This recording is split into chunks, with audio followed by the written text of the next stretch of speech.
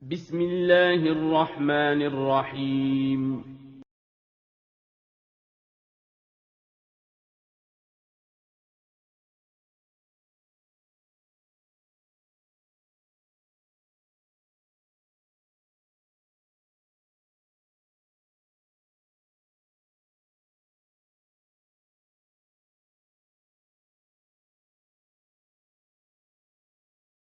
Bismillahirrahmanirrahim. Assalamualaikum warahmatullahi wabarakatuh. Hai adik-adik, bertemu lagi dengan Ustaz di pelajaran fikih hari ini ya. Nah, gimana kabar adik-adik semua? Kita harap adik-adik dalam keadaan sehat walafiat ya. Dan semoga Allah Subhanahu wa taala selalu menjaga kita dan memberikan kita kesehatan beserta keluarga kita. Amin. Sebelum kita masuki pelajaran, alangkah baiknya kita membaca doa terlebih dahulu. Mari kita membaca doa bersama-sama. Allahumma inni as'aluka ilman nafi'an wa rizqan tayyiban wa amalan mutaqabbalan. Semoga apa yang kita akan pelajari hari ini akan bermanfaat untuk kita dan menjadikan ilmu kita barokah. Insya Allah. Amin. Nah, mari kita masuki pelajaran yaitu pelajaran kita hari ini bab 4 makanan halal yang berubah menjadi haram. Nah, tema kita hari ini yaitu makanan halal yang berubah menjadi haram. Seperti biasa, sebelum kita masuki ada namanya dengan kompetensi dasar. Apa saja kompetensi dasar pada hari ini? Yang pertama, menyebutkan jenis-jenis bangkai yang haram dimakan serta dalilnya. Insya Allah kita akan menyebutkan jenis-jenis bangkai. Apa saja jenis bangkai itu dan beserta dalil-dalilnya. Dan yang kedua, menyebutkan jenis-jenis bangkai tertentu yang boleh dimakan. Jadi, ada salah satu bangkai yang boleh untuk dimakan. Apakah itu? Insya Allah kita akan mempelajarinya hari ini. Dan yang ketiga, menyebutkan jenis-jenis makanan yang haram karena masuk kategori najis atau makanan yang terkena najis. Yang keempat ada menyebutkan jenis binatang yang haram karena memakan kotoran. Yang kelima, menyebutkan jenis makanan yang menjadi hak Allah dan bukan haknya sehingga diharamkan untuk dimakan. Yang keenam, menyebutkan jenis-jenis makanan yang haram karena diperoleh dengan cara haram. Dan yang ketujuh, yang terakhir, menyebutkan jenis makanan yang haram karena milik orang lain dan belum meminta izin ke pemiliknya. Jadi ini kompetensi dasar kita hari ini. Insya Allah yang kita akan pelajari ini 7 ini. Kita masuk pelajaran yaitu makanan yang diharamkan ada 2 macam. Macam yang pertama yaitu makanan yang diharamkan secara zat. Jadi zatnya sudah haram. Jadi dari sananya, dari asalnya pun dia sudah haram. Seperti babi, tikus, ular, dan yang lain-lainnya. Yang sudah kita pelajari pada bab sebelumnya. Dan yang kedua, macam atau jenis yang kedua, makanan yang haram itu yaitu makanan yang haram secara hukum. Jadi, yang awalnya dia sebenarnya halal menjadi haram karena dihukumi sesuatu alasan. Dan insya Allah kita akan pelajari untuk hari ini. Nah, jadi, yang jenis yang pertama yaitu bangkai hewan. Di dalam surah Al-Maidah ayat 3, Allah Subhanahu wa taala telah berfirman yang berbunyi, A'udzu billahi minasy syaithanir rajim. Hurrimat 'alaikumul maitatu wad-damu wa lahmul khinzir wa ma uhilla li ghairillah.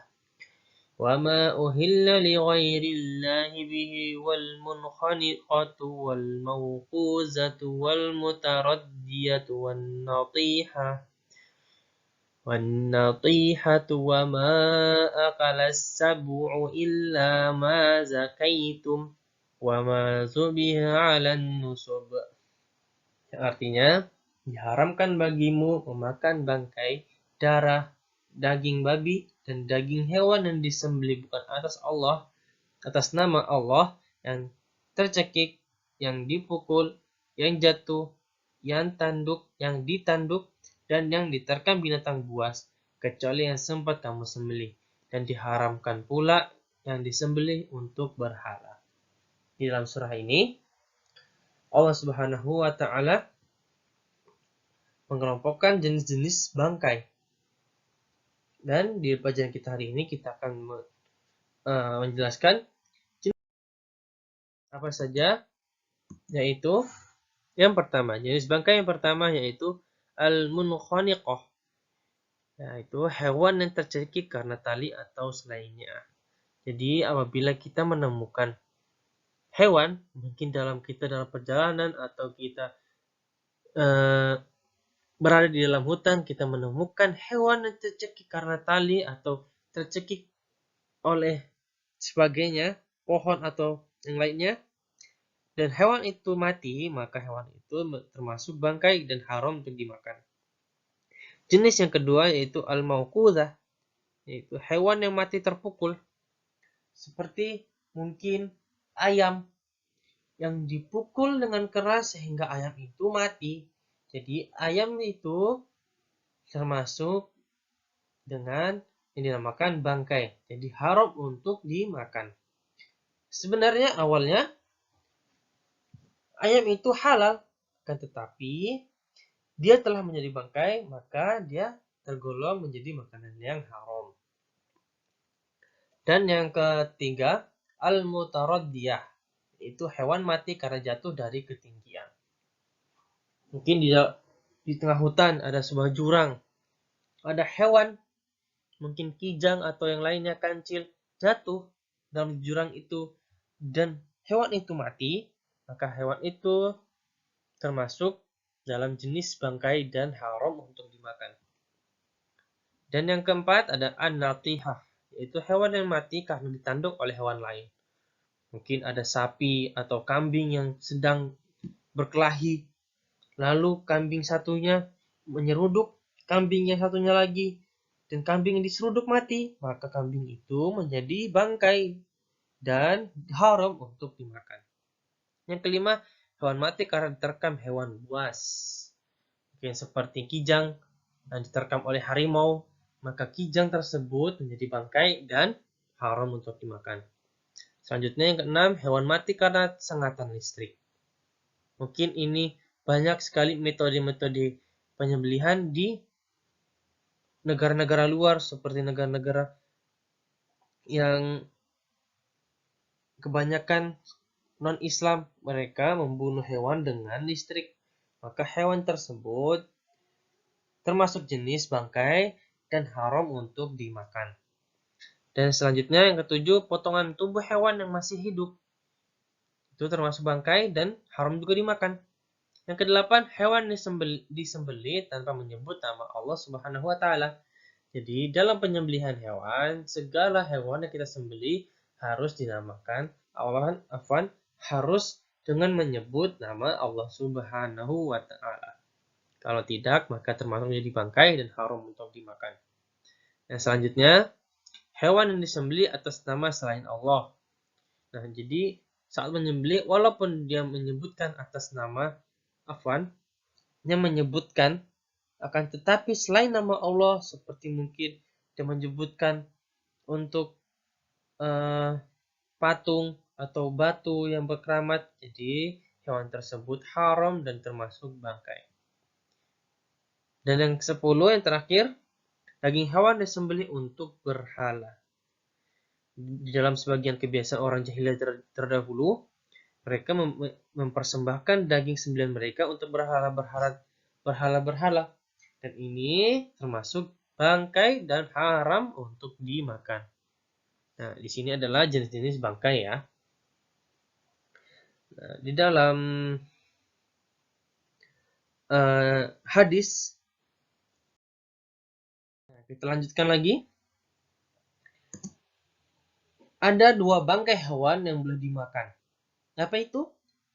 bangkai hewan ikan dan bangkai hewan yaitu belalang. Jadi, apabila kita menemukan ikan yang telah mati atau belalang sudah mati, ikan tersebut dan belalang itu masih termasuk boleh dimakan, halal untuk dimakan, tidak menjadi haram.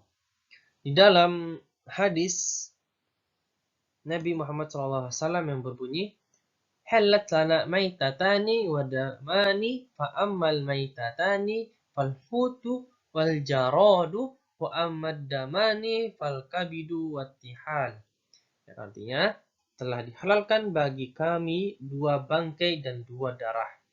Apa itu? 2 bangkai itu adalah ikan dan belalang. 2 darah itu adalah hati dan limpa. Jadi, bangkai ikan dan belalang adalah bangkai yang halal untuk dimakan. Sekali lagi, yaitu ada sesuatu yang najis. Ini bagian dari makanan yang diharam secara hukum. Yang kedua yaitu sesuatu yang najis. Jadi, maksudnya dari sesuatu yang najis ini seperti mungkin zatnya emang sudah najis, seperti darah yang mengalir, kotoran, atau air kencing manusia, atau kotoran hewan yang dagingnya tidak boleh dimakan, air liur anjing, dan lain-lainnya. Itu adalah zat-zat yang memang najis, jadi dia haram. Dan atau zat yang asalnya tidak najis, kemudian tercampur najis sehingga berubah salah satu sifatnya, baik warna, ataupun rasa, ataupun bau. Maka dia berubah menjadi najis. Seperti maksudnya yang dalam sini, yang saya jelaskan. Mungkin, misalnya, ada suatu bak. Di dalam bak itu air minum. Yang awalnya air minum itu adalah sesuatu yang halal, sesuatu yang boleh untuk diminum. Dan ketika misalnya ada bangkai tikus yang jatuh ke dalam bak itu, yang menjadikan air di dalam bak itu berubah warnanya atau berubah baunya, bahkan berubah rasanya, maka air tersebut menjadi haram. Yang awalnya padahal air tersebut adalah halal menjadi haram karena terkena najis. Di dalam surah Al-An'am, Allah Subhanahu wa taala berfirman, "A'udzu billahi minasyaitonir rajim. Qul la ajidu fima uhiya ilayya muharraman 'ala ta'imin yat'amuhu illa an yakuna maitatan aw damman masfuha aw lahma khinzir fa innahu rijsun." Yang artinya, tidak kudapati dalam apa yang diwahyukan kepadaku sesuatu yang diharamkan memakannya bagi yang ingin memakannya, kecuali daging hewan yang mati, bangkai, darah yang mengalir, daging babi, karena semua itu kotor. Jadi, semua yang najis menjadi haram.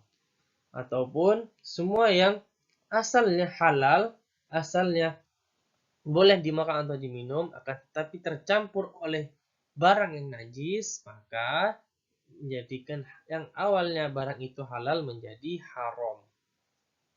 Kita lanjut. Jenis yang ketiga yaitu jalalah. Apa itu jalalah? Jalalah adalah hewan yang sebagian besar sumber makanannya adalah najis dan kotoran. Jadi maksudnya ini adalah apabila seperti kita memiliki hewan ternak, dan hewan ternak itu makanannya adalah makanan yang najis. Seperti mungkin ada seseorang yang memelihara lele, menternak lele, akan tetapi lele tersebut diberi makanan-makanan yang najis seperti kotoran, seperti kotoran manusia atau kotoran hewan yang lainnya, maka lele tersebut menjadi haram untuk dimakan. Yang dasarnya padahal hewan, ikan, lele itu adalah halal. akan tetapi dia menjadi haram karena makanannya adalah makanan yang najis atau makanannya adalah kotoran. Hewan ini disebut dengan jalalah. Dan yang keempat itu ada rokok. Rokok menjadi haram karena mengandung zat yang membahayakan tubuh seperti zat nikotin. Jadi, rokok itu adalah sesuatu yang haram untuk dikonsumsi. Sudah jelas bahwasanya rokok menjadikan tubuh kita, orang-orang yang mengonsumsi rokok menjadikan tubuhnya sakit dan menjadikan tubuhnya mendapat menderita penyakit-penyakit yang mematikan seperti kanker ataupun yang lainnya. Di dalam hadis Rasulullah SAW mengatakan la darara wa la dirar. Tidak boleh ada bahaya yang tidak boleh membahayakan orang lain. Jadi rokok adalah haram. Jenis yang selanjutnya yaitu makanan yang diharapkan karena menjadi hak Allah Subhanahu wa taala. Apa yang dimasukkan ini adalah makanan yang diharapkan menjadi hak Allah, yaitu seperti nazar. Nazar itu mewajibkan diri untuk mengerjakan sesuatu amalan yang asalnya tidak wajib. Jadi misalnya, apabila seseorang bernazar atau berjanji kepada Allah Subhanahu wa taala, misalnya seperti ini. Apabila saya mendapatkan nilai bagus di ujian nanti, saya akan memberikan makan kepada teman-teman saya atau kepada orang yang membutuhkan makanan. Nah, di saat dia mendapatkan nilai, dia harus mendapat nilai baik, dia harus membayar nazarnya, dia harus membayar janjinya yang mana ia berjanji kepada Allah Subhanahu wa taala. Dan makanan tersebut haram untuk dimakan kepada orang selain yang ia janjikan. Jadi makan tersebut hanya untuk kepada temannya atau kepada orang yang membutuhkan makanan. Ya, seperti ia katakan atau seperti ia janjikan. Ini adalah makanan hak Allah. Dan yang kedua ada zakat. Nah, zakat adalah suatu hak yang harus dibayar. Misalnya zakat adalah harus kepada orang-orang tertentu, tidak boleh kepada orang lain. Seperti zakat memiliki 8 kelompok, yaitu orang yang fakir, orang yang miskin, pengurus-pengurus zakat, para mu'alaf yang dibujuk hatinya, dan orang yang merdeka atau budak yang merdeka, orang yang berhutang, dan yang terakhir untuk orang yang berjalan di jalan Allah Subhanahu wa taala. Maka zakat ini harus makanan yang dizakatkan ini harus kepada mereka ini, tidak boleh kepada orang lain. Apabila ada orang selain mereka, selain orang-orang yang dikelompokkan untuk diberikan zakat, makanan tersebut haram. Yang pada asalnya bahwasanya Allah Subhanahu wa taala telah menetapkan bahwa makanan zakat harus kepada orang-orang tertentu saja. Yang sudah tadi sebutkan, ada 8 golongan. Nah, makanan yang haram secara hukum yaitu harta atau makanan yang diperoleh dengan cara haram. Nah, sudah jelas ya bahwasanya makanan yang diperoleh dengan cara haram itu haram juga untuk dimakan. Misalnya seperti orang yang mencuri, orang yang korupsi, orang yang berjudi, orang yang merampas harta orang lain. Maka yang hukum asalnya makanan tersebut adalah halal, maka menjadi haram untuk dimakan. Mungkin ada seseorang yang mencuri buah orang lain yang asalnya buah itu halal menjadi haram karena hasil dari curiannya. Apalagi seperti korupsi, penjudi, atau orang yang merampas makanan orang lain. semua yang ia dapati dari sesuatu yang haram, maka menjadi haram pula untuk dimakan. Di dalam hadis, Rasulullah SAW berkata, Innallaha thayyibun la yaqbalu illa thayyiban. Sesungguhnya Allah Maha baik dan tidak menerima kecuali yang baik. Jadi sudah jelas ya, makanan-makanan yang dari cara yang haram itu tidak baik dan tidak akan Allah terima. Dan selanjutnya yang terakhir ada harta atau makanan milik orang lain yang belum diminta. Diminta apa? Ini diminta izinnya ya. Ini sama seperti yang nomor 5 ini. Seperti ada orang yang mencuri. Nah, mencuri itu kan mengambil barang orang lain tanpa seizin pemiliknya. Jadi, barang tersebut adalah hukumnya haram untuk dikonsumsi.